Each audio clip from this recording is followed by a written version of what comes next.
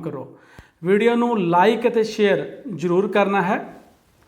अज असी पढ़न जा रहे हाँ न्याय भाग पहला, अर्थात 11वीं जमात के इस पाठ नू असी दो भागां विच वंड के पढ़ांगे। अज असी इसका पहला भाग पढ़ रहे हाँ। न्याय की धारना विशाल खेत्र वाली धारना है, जिस दे अर्थां संबंधी विद्वानां विच सर्वसहमति नहीं है। न्याय की धारना वास्तव विच एक नैतिक धारना है। ये गल याद रखनी है, छोटा क्वेश्चन कई बार पूछ लेंदे हन। नैतिक धारना है, न्याय की धारना किहड़ी धारना? नैतिक धारना। नैतिकता या नैतिक सिद्धांत हमेशा लई स्थिर या इक्को जिहे नहीं हो सकते। कुछ व्यक्तियां नूं जो नैतिक प्रतीत हुंदा है, उही तत्त कुछ दूजे व्यक्तियों लई अनैतिक भी हो सकता है। न्याय की धारना व्यक्ति की उचित या तर्कशील भावना ते आधारित है। न्याय की धारना व्यक्ति नाल व्यक्तिगत रूप विच अते समाज नाल समाजिक रूप विच संबंधित हुंदी है। तो मुख गल्लां की निकलियां? विशाल खेत्र वाली धारना है और विद्वानां च सर्वसहमति नहीं है दे अर्थ संबंधी। क्यों?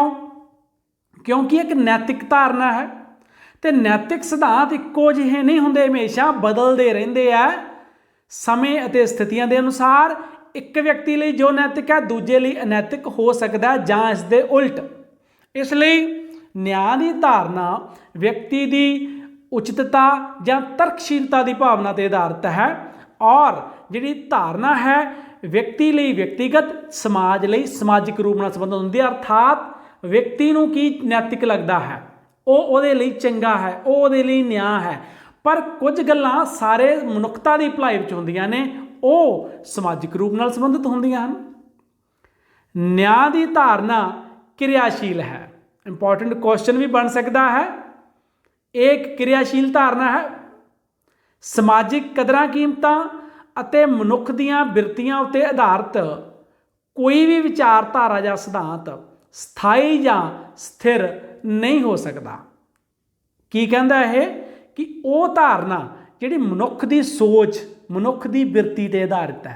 क्योंकि मनुख दीयां बिरतियां समय, परिस्थितियां, स्थानां अनुसार बदलदियां रहिंदियां। इसका कारण ये है कि समाजिक अवस्थावां ने अते मनुखी बिरतियां ने समय समय ते हालात अनुसार बदलते रहना है। इसलिए न्याय की धारना की है? क्रियाशील अते परिवर्तनशील धारना, क्योंकि इसका समय अते हालात अनुसार बदलना कुदरती है। इसलिए इसनों क्रियाशील धारना भी कहते हैं। अगे जी न्याय का शब्दी अर्थ, जिहड़ा असी शब्द न्याय है, ये अंग्रेजी भाषा के शब्द जस्टिस का पंजाबी अनुवाद है। जस्टिस शब्द की उत्पत्ति लतीनी भाषा के शब्द जस तो हुई है। किहड़े शब्द तो? जस तो हुई है। तो इस शब्द का अर्थ की है? बंधन। की अर्थ है? बंधन। तो जस्टिस शब्द की उत्पत्ति पक्षों न्याय का अर्थ अजिही भावना तो है जो समाज विच वसदे व्यक्तियों नूं एक व्यवस्था विच बांधी है। न्याय की भावना ही समाजिक व्यवस्था की होंद का मूल आधार है। अर्थात समाज की जिहड़ी व्यवस्था है, समाज की होंद है, वो न्याय की भावना ते ही आधारित है। जे न्याय ना होवे समाज भी ना होवे। ये न्याय की भावना नाल ही समाज होंद विच आया होया। जेकर मनुख संगठित समाज विच सहयोगी वातावरण च रह रहे हैं तो इसका मूल कारण न्याय की भावना है, जिसने मनुखा नूं एक व्यवस्था विच बन्निया होया है। ये भावना का सौमा मनुखी जमीर है जो वास्तव विच नेकी, चंगियाई, उदारता, दयालता आदि का प्रतीक है अते इन्हां मानवी गुणां नूं न्याय की धारना के मूल आधार मन्निया जाता है। ठीक है, जिहड़ी न्याय की धारना है शाब्दिक अर्थ तो बंधन है, जिहड़ी समाज व्यक्तियों नूं बन के रखती है व्यवस्था दे विच, ताकि कोई भी व्यक्ति किसी दूजे दे नाल धक्का जाती ना कर सके। इसलिए और इहदा मूल आधार की है? मनुखी जमीर।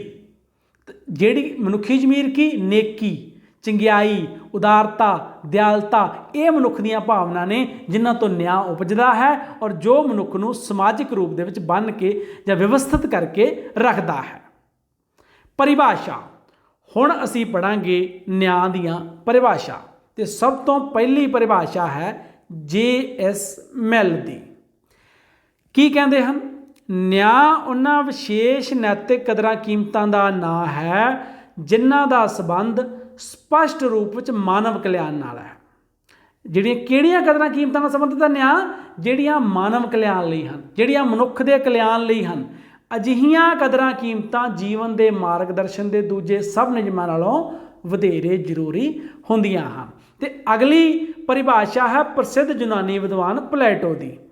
ਪਲੈਟੋ ਕਹਿੰਦੇ ਵਿਅਕਤੀਆਂ ਦੁਆਰਾ ਆਪਣੇ ਆਪਣੇ ਕਰਤੱਵਾਂ ਦੇ ਉਚਿਤ ਪਾਲਣ ਅਤੇ ਦੂਜਿਆਂ ਦੇ ਕੰਮ ਵਿੱਚ ਦਖਲ ਨਾ ਦੇਣਾ ਹੀ ਨਿਆਂ ਹੈ। ਅਰਥਾਤ ਆਪਣੇ ਆਪਣੇ ਕਰਤੱਵਾਂ ਦਾ ਪਾਲਣ ਕਰਨਾ, ਆਪਣੇ ਆਪਣੇ ਕੰਮ ਕਰਨੇ ਆ, ਦੂਜਿਆਂ ਦੇ ਕੰਮਾਂ 'ਚ ਦਖਲ ਅੰਦਾਜ਼ੀ ਨਹੀਂ ਕਰਨੀ। ਅਰਥਾਤ ਦੂਜਿਆਂ ਨੂੰ ਦੁੱਖ ਤਕਲੀਫ ਨਹੀਂ ਦੇਣੀ, ਦੂਜਿਆਂ ਦੇ ਕੰਮ ਵਿੱਚ ਰੁਕਾਵਟ ਖੜੀ ਨਹੀਂ।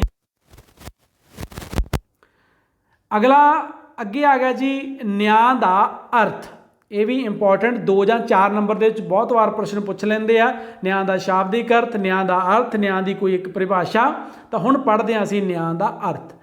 ਨਿਆਂ ਦੀ ਧਾਰਨਾ ਮੁੱਖ ਰੂਪ ਵਿੱਚ ਨੈਤਿਕ ਸਰੂਪ ਦੀ ਹੈ। 1 ਨੰਬਰ ਦਾ ਕੁਐਸਚਨ ਆ ਸਕਦਾ ਹੈ, ਨਿਆਂ ਦੀ ਧਾਰਨਾ ਕਿਹੜੇ ਰੂਪ ਦੀ ਹੈ? ਨੈਤਿਕ ਸਰੂਪ ਦੀ। ਉਚਿਤਤਾ ਨਿਆਂ ਦੀ ਧਾਰਨਾ ਦਾ ਸਾਰਾਂਸ਼ ਹੈ। ਇਹ ਵੀ ਪੁੱਛ ਸਕਦੇ ਉਚਿਤਤਾ ਨਿਆਂ ਦੀ ਧਾਰਨਾ ਦਾ ਸਾਰਾਂਸ਼ ਕੀ ਹੈ? ਉਚਿਤਤਾ। ਤੇ ਕਿਹੜੇ ਸਰੂਪ ਦੀ ਹੈ? ਨੈਤਿਕ ਸਰੂਪ ਦੀ।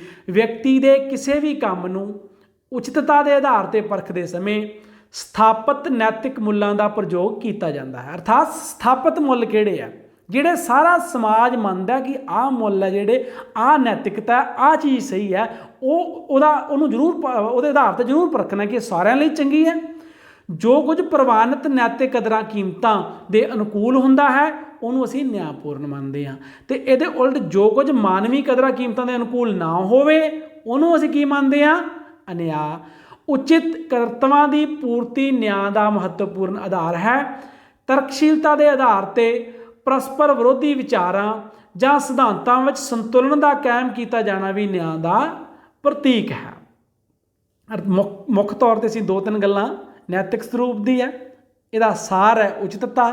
ਤੇ ਉਚਿਤਤਾ ਪਰਖਦੇ ਕਾਹਦੇ ਦਾ ਆਧਾਰ ਤੇ ਆ? ਅਸੀਂ ਸਥਾਪਿਤ ਨੈਤਿਕ ਮੁੱਲਾਂ ਦੇ ਆਧਾਰ ਤੇ। ਜਿਹੜੀ ਚੀਜ਼ ਸਥਾਪਿਤ ਨੈਤਿਕ ਮੁੱਲਾਂ ਦੇ ਆਧਾਰ ਤੇ ਹੈ ਉਹ ਨਿਆਂ ਹੈ, ਜਿਹੜੀ ਸਥਾਪਿਤ ਨੈਤਿਕ ਮੁੱਲਾਂ ਦੇ ਆਧਾਰ ਤੇ ਨਹੀਂ ਹੈ ਉਹ ਇਹਦੇ ਉਲਟ ਅਨਿਆਂ ਹੈ। ਔਰ ਇਹਨੂੰ ਪਰਖਣ ਦਾ ਤਰੀਕਾ ਹੈ ਤਰਕਸ਼ੀਲਤਾ।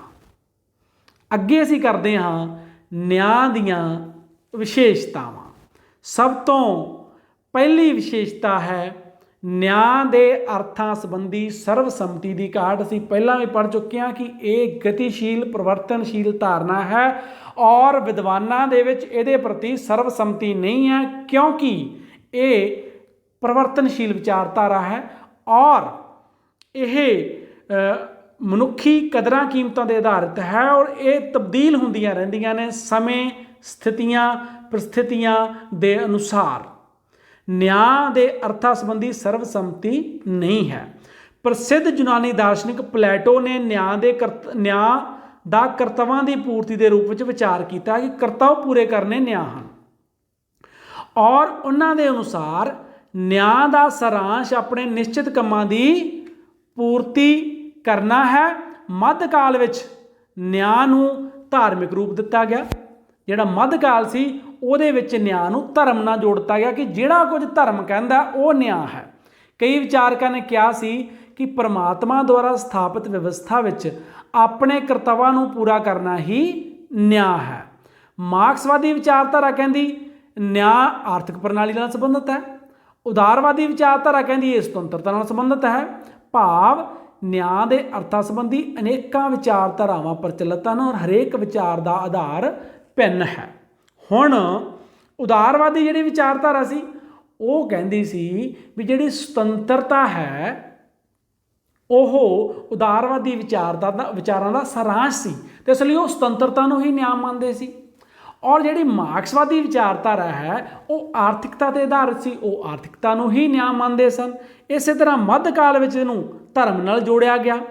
ਪਲੇਟੋ ਇਹਨੂੰ ਕਰਤਵਾਂ ਦੀ ਪੂਰਤੀ ਕਰਦਾ ਸੀ। ਅਰਥਾਤ ਵੱਖ-ਵੱਖ ਵਿਦਵਾਨਾਂ ਤੇ ਵੱਖ-ਵੱਖ ਵਿਚਾਰਧਾਰਾਵਾਂ ਨੇ ਨਿਆਂ ਸੰਬੰਧੀ ਆਪਣੇ ਆਪਣੇ ਅਰਥ ਅਤੇ ਆਪਣਾ ਆਪਣਾ ਆਧਾਰ ਨਿਸ਼ਚਿਤ ਕੀਤਾ ਹੈ। ਇਸ ਲਈ ਜਿਹੜੇ ਵਿਦਵਾਨ ਨੇ ਜਾਂ ਵਿਚਾਰਧਾਰਾਵਾਂ ਨੇ ਉਹਨਾਂ ਵਿੱਚ ਨਿਆਂ ਦੇ ਅਰਥਾਂ ਸੰਬੰਧੀ ਸਰਵਸੰਮਤੀ ਦੀ ਘਾਟ ਹੈ।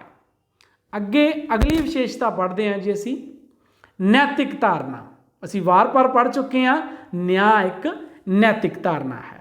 ਨਿਆਂ ਦੇ ਅਰਥਾਂ ਸੰਬੰਧੀ ਸਰਵਸੰਮਤੀ ਨਾ ਹੋਣ ਦੇ ਬਾਵਜੂਦ ਇਹ ਕਿਹਾ ਜਾ ਸਕਦਾ ਹੈ ਕਿ ਨਿਆਂ ਮੁੱਖ ਰੂਪ ਵਿੱਚ ਇੱਕ ਨੈਤਿਕ ਧਾਰਨਾ ਹੈ। ਇਹ ਧਾਰਨਾ ਵਾਸਤਵ ਵਿੱਚ ਉਚਿਤਤਾ ਤੇ ਤਰਕਸ਼ੀਲਤਾ ਦੇ ਆਧਾਰਿਤ ਹੈ। ਕਾਹਦੇ ਆਧਾਰਿਤ ਹੈ? ਉਚਿਤਤਾ, ਅਰਥਾਤ ਮਾਨਵੀ ਕਦਰਾਂ ਕੀਮਤਾਂ ਦੇ ਅਨੁਸਾਰ ਉਚਿਤ ਕੀ ਹੈ, ਸਹੀ ਕੀ ਹੈ, ਔਰ ਮਨੁੱਖੀ ਤਰਕਸ਼ੀਲਤਾ ਕਿਸ ਚੀਜ਼ ਨੂੰ ਸਹੀ ਕਹਿੰਦੀ ਹੈ। ਕਿਸੇ ਵੀ ਤੱਤ ਦਾ ਉਚਿਤ ਜਾਂ ਅਣਉਚਿਤ ਹੋਣ ਦਾ ਨਿਰਣਾ ਨੈਤਿਕ ਮੁੱਲਾਂ 'ਤੇ ਨਿਰਭਰ ਕਰਦਾ ਹੈ। ਵਿਅਕਤੀ ਦੇ ਜੋ ਕੰਮ ਸਥਾਪਿਤ ਨੈਤਿਕ ਮੁੱਲਾਂ ਦੀ ਉਲੰਘਣਾ ਕਰਦੇ ਨੇ ਉਹਨਾਂ ਨੂੰ ਨਿਆਂਪੂਰਨ ਨਹੀਂ ਮੰਨਿਆ ਜਾਵੇਗਾ। ਨੈਤਿਕਤਾ ਤੋਂ ਬਿਨਾਂ ਨਿਆਂ ਦੀ ਧਾਰਨਾ ਦੀ ਕਲਪਨਾ ਵੀ ਨਹੀਂ ਕੀਤੀ ਜਾ ਸਕਦੀ। ਇਸ ਲਈ ਮੁੱਖ ਰੂਪ ਦੇ ਵਿੱਚ ਜਿਹੜੀ ਨਿਆਂ ਹੈ, ਨਿਆਂ ਦੀ ਧਾਰਨਾ ਹੈ, ਉਹ ਨੈਤਿਕਤਾ 'ਤੇ ਆਧਾਰਿਤ ਹੈ। ਅਗਲੀ ਵਿਸ਼ੇਸ਼ਤਾ ਪ੍ਰਚਲਿਤ ਕਦਰਾਂ ਕੀਮਤਾਂ ਨਾਲ ਸੰਬੰਧਿਤ। ਨਿਆਂ ਦੀ ਧਾਰਨਾ ਕਦਰਾਂ ਕੀਮਤਾਂ 'ਤੇ ਆਧਾਰਿਤ ਹੁੰਦੀ ਹੈ। ਕਦਰਾਂ ਕੀਮਤਾਂ ਪਰਿਵਰਤਨਸ਼ੀਲ ਹੁੰਦੀਆਂ ਹਨ। ਕੁਝ ਕਦਰਾਂ ਕੀਮਤਾਂ ਪ੍ਰਚਲਿਤ ਸਮਾਜਿਕ ਵਿਵਸਥਾ ਦੇ ਅਨੁਕੂਲ ਨਾ ਹੋਣ ਕਾਰਨ ਸਹਿਜੇ ਖਤਮ ਹੋ ਜਾਂਦੀਆਂ ਹਨ। ਨਿਆਂ ਦੀ ਧਾਰਨਾ ਦਾ ਅਜਿਹੀਆਂ ਪੁਰਾਤਨ ਕਦਰਾਂ ਕੀਮਤਾਂ ਦੇ ਅਨੁਕੂਲ ਹੋਣਾ ਅਣਉਚਿਤ ਹੋਵੇਗਾ, ਪਰ ਜਿਹੜੀਆਂ ਕਦਰਾਂ ਕੀਮਤਾਂ ਸਮਾਜ ਵਿੱਚ ਪ੍ਰਚਲਿਤ ਹੁੰਦੀਆਂ ਹਨ ਉਹਨਾਂ ਕਦਰਾਂ ਕੀਮਤਾਂ ਦੇ ਅਨੁਕੂਲ ਹੋਣਾ ਨਿਆਂ ਦੀ ਧਾਰਨਾ ਲਈ ਜ਼ਰੂਰੀ ਹੈ। ਬਦਲਦੇ ਹਾਲਾਤ ਅਨੁਸਾਰ ਨਵੀਆਂ ਕਦਰਾਂ ਕੀਮਤਾਂ ਵੀ ਉਪਜਦੀਆਂ ਹਨ। ਜਿਨ੍ਹਾਂ ਨਵੀਆਂ ਕਦਰਾਂ ਕੀਮਤਾਂ ਨੂੰ ਵਿਸ਼ਾਲ ਸਮਾਜਿਕ ਪ੍ਰਵਾਨਗੀ ਪ੍ਰਾਪਤ ਹੋ ਜਾਂਦੀ ਹੈ ਉਹਨਾਂ ਕਦਰਾਂ ਕੀਮਤਾਂ ਨਾਲ ਵੀ ਨਿਆਂ ਦੀ ਧਾਰਨਾ ਦਾ ਸੰਬੰਧਿਤ ਹੋਣਾ ਜ਼ਰੂਰੀ ਹੈ। ਪ੍ਰਚਲਿਤ ਕਦਰਾਂ ਕੀਮਤਾਂ ਮੌਜੂਦਾ ਸਮੇਂ ਦੇ ਉੱਤੇ ਕਿਹੜੀਆਂ ਕਦਰਾਂ ਕੀਮਤਾਂ ਨੇ, ਕਿਉਂਕਿ ਕਦਰਾਂ ਕੀਮਤਾਂ ਪਰਿਵਰਤਨਸ਼ੀਲ ਹੈ, ਸਮੇਂ ਦੇ ਅਨੁਸਾਰ ਬਦਲਦੀਆਂ ਰਹਿੰਦੀਆਂ। ਜੇ ਕੋਈ ਨਿਆਂ ਦੀ ਧਾਰਨਾ ਬੀਤੇ ਹੋਏ ਸਮੇਂ ਦੀ ਕਦਰ ਕੀਮਤਾਂ ਨਾਲ ਸੰਬੰਧਿਤ ਹੈ, ਉਹ ਕਦਰਾਂ ਕੀਮਤਾਂ ਹੁਣ ਮੌਜੂਦ ਨਹੀਂ ਹਨ, ਤਾਂ ਨਿਆਂ ਦੀ ਧਾਰਨਾ ਦਾ ਕੀ ਅਰਥ ਰਹਿ ਜਾਏਗਾ। ਇਸ ਲਈ ਨਿਆਂ ਦੀ ਧਾਰਨਾ ਦਾ ਬਦਲਦੇ ਹਾਲਾਤ ਦੇ ਅਨੁਸਾਰ ਜਿਹੜੀਆਂ ਨਵੀਆਂ ਕਦਰਾਂ ਕੀਮਤਾਂ ਉਹਦੇ ਅਨੁਸਾਰ ਹੋਣਾ ਬਹੁਤ ਜ਼ਰੂਰੀ ਹੈ, ਉਹਨਾਂ ਨਾਲ ਸੰਬੰਧਿਤ ਹੋਣਾ ਬਹੁਤ ਹੀ ਜ਼ਰੂਰੀ ਹੈ। ਪਰਿਵਰਤਨਸ਼ੀਲ ਧਾਰਨਾ। ਨਿਆਂ ਦੀ ਧਾਰਨਾ ਅਸੀਂ ਵਾਰ-ਵਾਰ ਗੱਲ ਕਰ ਰਹੇ ਹਾਂ, ਗਤੀਸ਼ੀਲ ਅਤੇ ਪਰਿਵਰਤਨਸ਼ੀਲ ਹੈ। ਸਮੇਂ ਦੇ ਨਾਲ ਸਥਿਤੀਆਂ ਪ੍ਰਸਥਿਤੀਆਂ ਨਾਲ ਬਦਲਦੀ ਰਹਿੰਦੀ ਹੈ। ਸਮੇਂ ਦੇ ਬੀਤਣ ਦੇ ਨਾਲ ਸਮਾਜਿਕ, ਆਰਥਿਕ, ਸੱਭਿਆਚਾਰਕ ਅਤੇ ਰਾਜਨੀਤਿਕ ਪ੍ਰਸਥਿਤੀਆਂ ਵੀ ਬਦਲਦੀਆਂ ਹਨ। ਸਭਿਅਤਾ ਦੇ ਵਿਕਾਸ ਦੇ ਫਲਸਰੂਪ ਵਿਅਕਤੀਆਂ ਦੇ ਵਿਚਾਰਾਂ ਅਤੇ ਦ੍ਰਿਸ਼ਟੀਕੋਣਾਂ ਵਿੱਚ ਪਰਿਵਰਤਨ ਆਉਂਦਾ ਹੈ। ਅਜਿਹਾ ਪਰਿਵਰਤਨ ਨਿਆਂ ਦੀ ਧਾਰਨਾ ਨੂੰ ਵੀ ਪਰਿਵਰਤਨਸ਼ੀਲ ਬਣਾਉਂਦਾ ਹੈ। ਕਿਸੇ ਸਮੇਂ ਛੂਤ-ਛਾਤ ਦੀ ਪ੍ਰਥਾ ਭਾਰਤੀ ਸਮਾਜ ਦੀ ਇੱਕ ਮਹੱਤਵਪੂਰਨ ਵਿਸ਼ੇਸ਼ਤਾ ਸੀ, ਪਰੰਤੂ ਅੱਜ ਕੱਲ੍ਹ ਸਾਡੇ ਦੇਸ਼ ਵਿੱਚ ਛੂਤ-ਛਾਤ 'ਤੇ ਅਮਲ ਕਰਨਾ ਕਾਨੂੰਨੀ ਅਪਰਾਧ ਹੈ। ਤਾਂ ਇਹ ਧਾਰਨਾ ਪਰਿਵਰਤਨਸ਼ੀਲ ਹੈ। ਜਿਵੇਂ ਜਿਵੇਂ ਸਮਾਜਿਕ, ਆਰਥਿਕ, ਸੱਭਿਆਚਾਰਕ ਅਤੇ ਰਾਜਨੀਤਿਕ ਪ੍ਰਸਥਿਤੀਆਂ ਬਦਲਦੀਆਂ ਤਾਂ ਇਹ ਧਾਰਨਾ ਵੀ ਉਹਨਾਂ ਪ੍ਰਸਥਿਤੀਆਂ ਦੇ ਅਨੁਸਾਰ ਪਰਿਵਰਤਨਸ਼ੀਲ ਹੁੰਦੀ ਹੈ।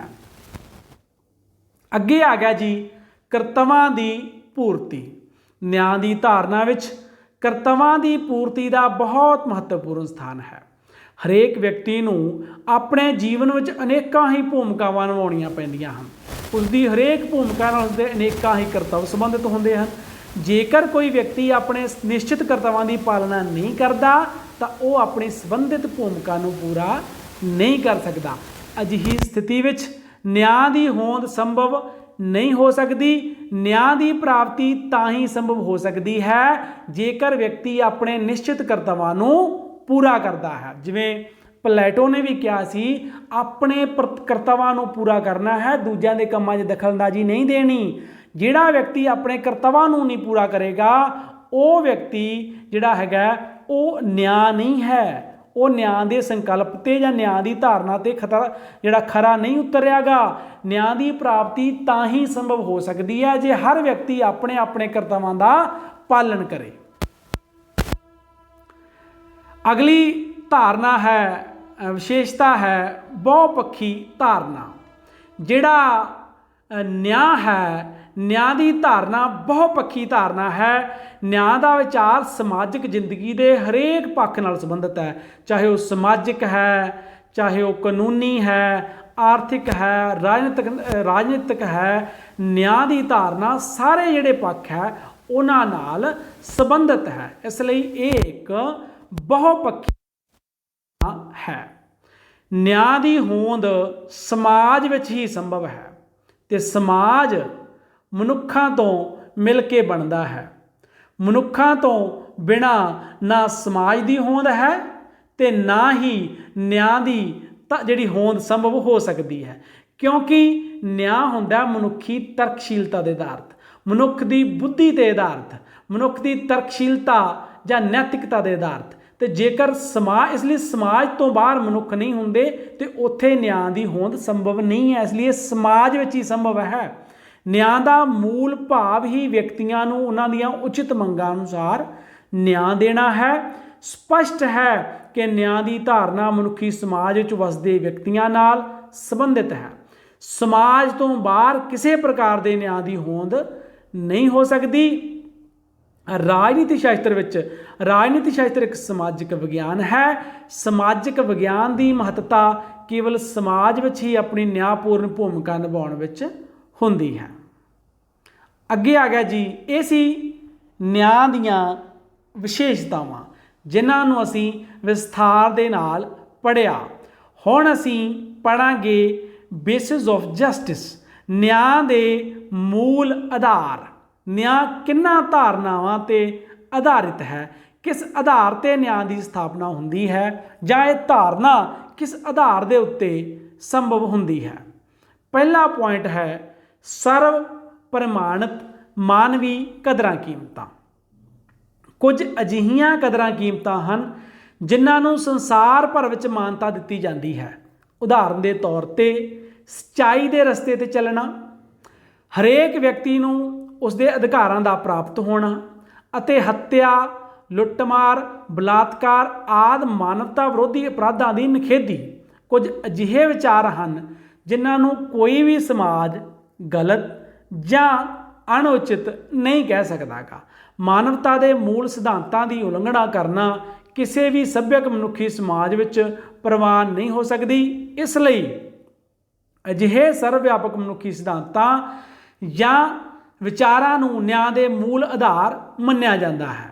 ਕੀ ਹੈ ਸਭ ਤੋਂ ਪਹਿਲਾ ਪੁਆਇੰਟ? ਮਾਨਵੀ ਕਦਰਾਂ ਕੀਮਤਾਂ, ਮਨੁੱਖੀ ਕਦਰਾਂ ਕੀਮਤਾਂ। ਕਿਉਂਕਿ ਮਨੁੱਖੀ ਕਦਰਾਂ ਕੀਮਤਾਂ ਉਹ ਹੁੰਦੀਆਂ ਜਿਹੜੀਆਂ ਸਾਰੇ ਮਨੁੱਖਾਂ ਲਈ ਜਿਹੜੀਆਂ ਲਾਭਦਾਇਕ ਹੁੰਦੀਆਂ, ਲਾਭਕਾਰੀ ਹੁੰਦੀਆਂ। ਕਿਉਂਕਿ ਵੈਸੇ ਵਿਅਕਤੀਗਤ ਤੌਰ ਤੇ ਜਿਸ ਧਾਰਨਾ ਦੀ ਗੱਲ ਕਰੀਏ ਤਾਂ ਮੇਰੇ ਲਈ ਨੈਤਿਕਤਾ ਕੁਝ ਹੋਰ ਹੋ ਸਕਦੀ ਹੈ, ਤੁਹਾਡੇ ਲਈ ਨੈਤਿਕਤਾ ਕੁਝ ਹੋਰ ਹੋ ਸਕਦੀ ਹੈ। ਸਾਡੀ ਨੈਤਿਕਤਾ ਇੱਕ ਲਈ ਨੈਤਿਕ ਤੇ ਦੂਜੇ ਲਈ ਅਨੈਤਿਕ ਵੀ ਹੋ ਸਕਦੀ ਹੈ।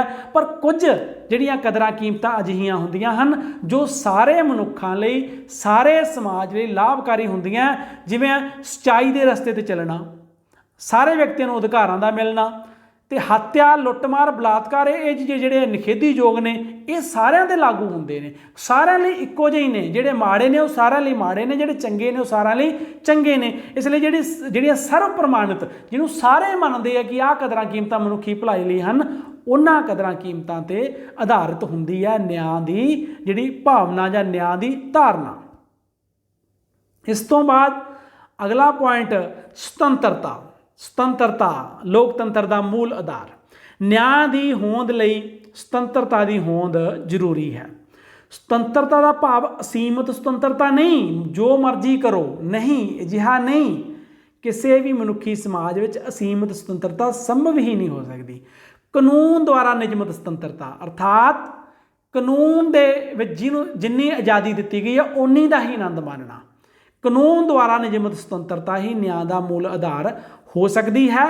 ਰਾਜ ਦੀ ਸੱਤਾ ਅਤੇ ਵਿਅਕਤੀ ਦੀ ਸੁਤੰਤਰਤਾ ਵਿੱਚ ਉਚਿਤ ਸੰਤੁਲਨ ਹੋਣਾ ਹੀ ਨਿਆਂ ਦਾ ਪ੍ਰਤੀਕ ਮੰਨਿਆ ਜਾਂਦਾ ਹੈ। ਅੱਗੇ ਆ ਗਿਆ ਜੀ ਅਗਲਾ ਆਧਾਰ समानता।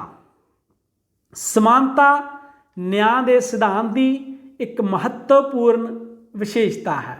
न्याय का सिद्धांत ये मंग करता है कि हरेक व्यक्ति को विकास करने के लिए समान अवसर प्राप्त हो। सारे व्यक्तियों को इक्को जे बिना किसी जात धर्म नस्ल रंग भेदभाव के समान अवसर प्राप्त हो। किसी भी व्यक्ति के नाल जन्म धर्म जाति या किसी होर समाजिक या आर्थिक आधार ते कानूनी कानून कोई भेदभाव ना करे अते सब व्यक्तियों को कानून की समान सुरक्षा प्राप्त होवे। सारे कानून की उलंघना होने ते अपना हक मंग सकन, न्याय की मंग कर सकन, कोई भेदभाव ना होवे। न्याय की धारणा ये मंग करती है कि व्यक्ति को अपनी रोजी रोटी कमाने के लिए उचित अवसर ते साधन प्राप्त होण अते मनुख का मनुख द्वारा शोषण ना होवे। समानता का अर्थ ये नहीं कि सारे बराबर होण, सारिਆਂ की आमदनी इक्को जी होवे, सारिਆਂ कोले पैसा इक्को जिन्ना होवे, नहीं, ये समानता संभव नहीं हो सकती गी, क्योंकि कुदरत ने भी मनुखों के गुणां च उन्हों की समर्था दे विच फर्क पाया होया है। इसलिए ये सिद्धांत लागू नहीं हो सकता। पर हाँ, समानता का अर्थ ये है कि किसी व्यक्ति को कोई खास रियायत ना दी जाए, किसी व्यक्ति नाल जात नस्ल धर्म रंग के आधार पर भेदभाव ना किया जाए, किसी व्यक्ति को अणउचित रोकया ना जाए तो अणउचित रोक ना लगाई जाए, सारिਆਂ ਨੂੰ समान मौके मिलन। यही है अज के आधुनिक समाज दे विच जो समानता का सिद्धांत लागू किया जाता है, जो न्याय की धारणा को लागू करने के लिए बहुत ही महत्वपूर्ण है। तो अगला पॉइंट है जी सुरक्षात्मक भेदभाव। बहुत बार ये 2 या 4 नंबर के क्वेश्चन आता है, इंपॉर्टेंट कंसैप्ट है सुरक्षात्मक भेदभाव। हुण तक तो बराबरता की गल करते आए हैं, भेदभाव किहड़ा जिहड़ा सुरक्षात्मक है। समानता की होंद दे नाल न्याय की धारणा समाज के कमजोर वर्गों लई सुरक्षात्मक भेदभाव का मंग करती है। इसका भाव यह है कि सरकार द्वारा उन्हां लोकां नूं विशेष रियायतां दित्तियां जाणियां चाहीदियां हन जो आर्थिक अते समाजिक पक्ष तो बहुत ज़्यादा पिछड़े हुए हैं। अजिहे लोकां नूं विशेष रियायतां देण नाल समानता के सिद्धांत का उलंघन नहीं हुंदा। इसका कारण यह है कि उन्हां लोकां नूं विशेष रियायतां देण दा उद्देश उन्हां नूं दूसरे वर्ग के लोगों के बराबर होण योग बनाउणा है। हुण सुरक्षात्मक भेदभाव की है? वैसे तो असीं समानता समान अवसरां की गल करते हैं, पर इत्थे भेदभाव करते हैं जिन्हों असीं सुरक्षात्मक कहने हैं। ध्यान नाल समझ लो कि समाज दे विच खास करके जिवें साडा भारत देश है, जिहदे विच लोक जात धर्म नस्ल रंग अते होर बहुत सारे आधारां दे आधार ते वंडे हुए है अते ऊच नीच भेदभाव चलदा है। तां लंबे समय तो चाहे अज संविधान के अनुसार ये सारिया चीज़ों की मनाही है, पर लंबे समय तो भारत विच ये परंपरावां चलदियां रहियां हैं। इसलिए समाज के कुछ वर्ग जिन्हां नाल भेदभाव किया गया वह दबे जां कुचले रह गए, अपने आप को विकसित नहीं कर सके, पछड़ गए। इसलिए उन्हां वर्गां नूं विशेष रियायतां देणियां न्याय के सिद्धांत की उलंघना नहीं है, क्योंकि उन्होंने जिहड़ा रियायत दी गई है वो जात नस्ल धर्म या भेदभाव के आधार पर नहीं दी गई, बल्कि साडे इतिहासक दस्तावेज प्रमाण हैं कि इन्हां वर्गां नूं दबा के रखा गया है, अणउचित तरीके दे नाल उन्हां नूं बाकियां दे बराबर रलण दा मौका देण दे लिए व्यवस्थावां जां रियायतां दित्तियां गईयां हन। इसलिए ये न्याय की धारणा की जिहड़ी है विरोध नहीं करदियां जां उलंघना नहीं करदियां। इस तो बाद है जी अधिकारां की व्यवस्था। अधिकार अज दे लोकतंत्री देशों के विच जां लोकतंत्री व्यवस्था दे विच और चंगे मनुखी समाज की जिहड़े सूचक मन्ने जाते हैं, तो अधिकारां की होंद तो बिना न्याय की धारणा का कोई विहारक महत्व नहीं हो सकता। न्याय की धारणा व्यवहारक तौर पर तां ही संभव हो सकती है जो समाज में रह रहे सारे लोगों को हरेक प्रकार के अधिकार समान रूप में प्राप्त होण। समाजिक आर्थिक राजनीतिक अते कानूनी अधिकारां की व्यवस्था ਨਿਆਂ ਦੇ ਸਿਧਾਂਤਾਂ ਨੂੰ ਵਾਸਤਵਿਕ ਰੂਪ ਵਿੱਚ ਲਾਗੂ ਕਰਾਉਣ ਲਈ ਜ਼ਰੂਰੀ ਹੈ। ਅਧਿਕਾਰਾਂ ਦੀ ਵਿਵਸਥਾ ਸੰਬੰਧੀ ਕਿਸੇ ਵੀ ਆਧਾਰ ਤੇ ਕਿਸੇ ਵਿਅਕਤੀ ਜਾਂ ਵਰਗ ਦੇ ਵਿਰੁੱਧ ਕੋਈ ਭੇਦਭਾਵ ਨਹੀਂ ਹੋਣਾ ਚਾਹੀਦਾ। ਸਾਰੇ ਵਿਅਕਤੀਆਂ ਨੂੰ ਸਮਾਨ ਰੂਪ ਵਿੱਚ ਸਮਾਨ ਅਧਿਕਾਰ ਪ੍ਰਾਪਤ ਹੋਣੇ ਚਾਹੀਦੇ ਹਨ। ਅਧਿਕਾਰ ਨਾ ਤਾਂ ਸਾਰੇ ਨਾਗਰਿਕਾਂ ਨੂੰ ਇੱਕੋ ਜਿਹੇ ਅਧਿਕਾਰ, ਨਾ ਤਾਂ ਕਿਸੇ ਵਿਅਕਤੀ ਜਾਂ ਕਿਸੇ ਵਿਸ਼ੇਸ਼ ਵਰਗ ਨੂੰ ਖਾਸ ਅਧਿਕਾਰ ਦੂਜਿਆਂ ਨਾਲੋਂ ਅਲੱਗ ਦੇਣੇ ਹਨ, ਤੇ ਨਾ ਹੀ ਕਿਸੇ ਵਿਅਕਤੀ ਜਾਂ ਕਿਸੇ ਵਿਸ਼ੇਸ਼ ਵਰਗ ਨੂੰ ਅਧਿਕਾਰਾਂ ਤੋਂ ਵਾਂਝੇ ਰੱਖਣਾ ਹੈ। ਸਾਰਿਆਂ ਨੂੰ ਸਮਾਨ ਰੂਪ ਵਿੱਚ ਇੱਕੋ ਜਿਹੇ ਅਧਿਕਾਰ ਬਿਨਾਂ ਕਿਸੇ ਭੇਦਭਾਵ ਦੇ ਮਿਲਣੇ ਚਾਹੀਦੇ ਹਨ। ਇਹੀ ਨਿਆਂ ਦੀ ਧਾਰਨਾ ਦਾ ਮਹੱਤਵ ਹੈ। ਅੱਗੇ ਆ ਗਿਆ ਜੀ ਮੌਲਿਕ ਲੋੜਾਂ ਦੀ ਪੂਰਤੀ, ਮੁੱਢਲੀਆਂ ਲੋੜਾਂ। ਜਿਵੇਂ ਕਿ ਤੁਸੀਂ ਤਸਵੀਰਾਂ ਦੇ ਵਿੱਚ ਦੇਖ ਰਹੇ ਹੋ, ਸੇਬ ਹੈ, ਕੱਪੜਾ ਹੈ, ਘਰ ਹੈ। ਜਿਵੇਂ ਅਸੀਂ ਕਹਿੰਦੇ ਹਾਂ ਰੋਟੀ, ਕੱਪੜਾ ਅਤੇ ਮਕਾਨ, ਤਾਂ ਇਹ ਮਨੁੱਖ ਦੀਆਂ ਮੁੱਢਲੀਆਂ ਲੋੜਾਂ ਹਨ। ਚਾਹੇ ਅੱਜ ਦੇ ਆਧੁਨਿਕ ਸਮਾਜ ਦੇ ਵਿੱਚ ਮੁੱਢਲੀਆਂ ਲੋੜਾਂ ਇਸ ਤੋਂ ਕਿਤੇ ਹੋਰ ਵੱਧ ਗਈਆਂ ਹਨ ਜਾਂ ਕੁਝ ਹੋਰ ਵੀ ਲੋੜਾਂ ਮੁੱਢਲੀਆਂ ਲੋੜਾਂ ਵਿੱਚ ਸ਼ਾਮਲ ਹੋ ਗਈਆਂ ਹਨ, ਪਰ ਫਿਰ ਵੀ ਇਹ ਬੇਸਿਕ ਲੋੜਾਂ ਹਨ। ਖਾਣ ਲਈ ਸਭ ਨੂੰ ਅਨਾਜ ਚਾਹੀਦਾ ਹੈ, ਕੱਪੜਾ ਚਾਹੀਦਾ ਹੈ ਪਹਿਨਣ ਲਈ, ਘਰ ਚਾਹੀਦਾ ਹੈ ਰਹਿਣ ਲਈ। ਇਸ ਲਈ ਨਿਆਂ ਦੀ ਧਾਰਨਾ ਦਾ ਆਧਾਰ ਕੀ ਹੈ, ਜਾਂ ਨਿਆਂ ਦੀ ਧਾਰਨਾ ਕੀ ਮੰਗ ਕਰਦੀ ਹੈ ਕਿ ਸਮਾਜ ਵਿੱਚ ਰਹਿ ਰਹੇ ਸਭ ਵਿਅਕਤੀਆਂ ਦੇ ਜੀਵਨ ਦੀਆਂ ਮੌਲਿਕ ਲੋੜਾਂ ਆਸਾਨੀ ਨਾਲ ਪੂਰੀਆਂ ਹੋਣੀਆਂ ਚਾਹੀਦੀਆਂ ਹਨ। ਉਸ ਸਮਾਜ ਵਿੱਚ ਨਿਆਂ ਦੀ ਹੋਂਦ ਨਹੀਂ ਹੋ ਸਕਦੀ ਜਿੱਥੇ ਅਣਗਿਣਤ ਲੋਕਾਂ ਦੀਆਂ ਮੌਲਿਕ ਲੋੜਾਂ ਪੂਰੀਆਂ ਨਾ ਹੁੰਦੀਆਂ ਹੋਣ ਅਤੇ ਕੁਝ ਕੁ ਲੋਕ ਐਸ਼ ਦਾ ਜੀਵਨ ਬਤੀਤ ਕਰਦੇ ਹੋਣ। ਅਸੀਂ ਪਹਿਲਾਂ ਵੀ ਗੱਲ ਕਰ ਚੁੱਕੇ ਹਾਂ ਕਿ ਇਹ ਨਹੀਂ ਕਿ ਸਾਰਿਆਂ ਕੋਲੇ ਇੱਕੋ ਜਿਹਾ ਧਨ ਹੋਵੇ, ਸਾਰਿਆਂ ਦੇ ਆਰਥਿਕ ਜਿਹੜੇ ਹਾਲਾਤ ਇੱਕੋ ਜਿਹੇ ਹੋਣ, ਜਾਂ ਸਾਰਿਆਂ ਦੀ ਆਮਦਨੀ ਇੱਕੋ ਜਿਹੀ ਹੋਵੇ, ਪਰ ਘੱਟੋ ਘੱਟ ਇਹ ਹੋ ਸਕਦਾ ਹੈ ਕਿ ਆਰਥਿਕ ਪਾੜਾ ਅਮੀਰ ਤੇ ਗਰੀਬ ਦਾ ਬਹੁਤ ਵੱਡਾ ਨਾ ਹੋਵੇ, ਔਰ ਨਾ ਹੀ ਕੋਈ ਵਰਗ ਜਾਂ ਵਿਅਕਤੀ ਅਜਿਹਾ ਹੋਵੇ ਜਿਹਦੀਆਂ ਮੁੱਢਲੀਆਂ ਲੋੜਾਂ ਵੀ ਨਾ ਪੂਰੀਆਂ ਹੁੰਦੀਆਂ ਹੋਣ। ਇਸ ਲਈ ਇੱਕ ਵਿਅਕਤੀ ਭੁੱਖਾ ਮਰ ਰਿਹਾ ਹੈ, ਉਹਦੇ ਕੋਲੇ ਖਾਣ ਲਈ ਨਹੀਂ, ਪਹਿਨਣ ਲਈ ਨਹੀਂ, ਰਹਿਣ ਲਈ ਨਹੀਂ, ਤੇ ਦੂਜਾ ਵਿਅਕਤੀ ਐਸ਼ੋ ਇਸ਼ਰ ਦਾ ਜੀਵਨ ਬਤੀਤ ਕਰ ਰਿਹਾ ਹੈ, ਇਹ ਨਿਆਂ ਦੀ ਧਾਰਨਾ ਨਹੀਂ ਹੈ। ਨਿਆਂ ਦੀ ਧਾਰਨਾ ਦੇ ਵਿੱਚ ਘੱਟੋ ਘੱਟ ਲੋੜਾਂ ਸਾਰਿਆਂ ਦੀਆਂ ਪੂਰੀਆਂ ਹੋਣੀਆਂ ਜ਼ਰੂਰੀ ਹਨ।